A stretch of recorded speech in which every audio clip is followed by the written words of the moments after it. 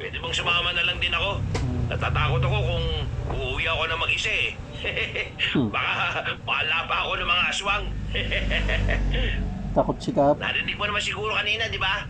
Magiging pabigat ka lang. Wala kang iaambag sa amin. Sige, sumama ka. Pero kapag may nangyaring masama sa'yo, hindi ka namin pananagutan, ha? Naintindihan mo?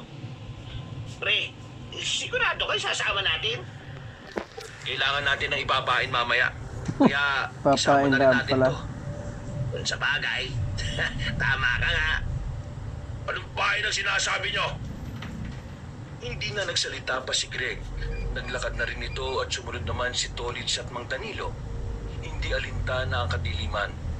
Tinahak nila ang daan.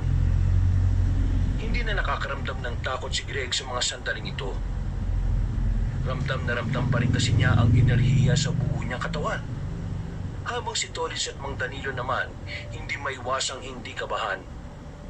Sa uri ng lugar na tinatahak nila, hindi malabong bigla na lamang may lumabas na aswang para atakihin sila.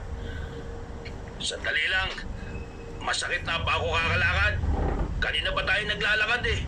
Isang oras na rin. Malayo pa ba? Yan na nga ba sinasabi ko eh. Reklamo ka ng reklamo eh. O sige, magpahinga na muna tayo. Umupo sila sa gilid ng kalsada. Sinuyod ni Greg ng tingin ng paligid.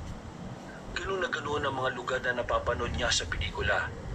Hindi niya inakala na malalagay din pala siya sa ganoong uri ng sitwasyon. Huminga na lamang ng malalim si Greg. Naisip na naman niya ang babaeng si Raya. Nag-aalala na siya sa kaligtasan ng dalaga.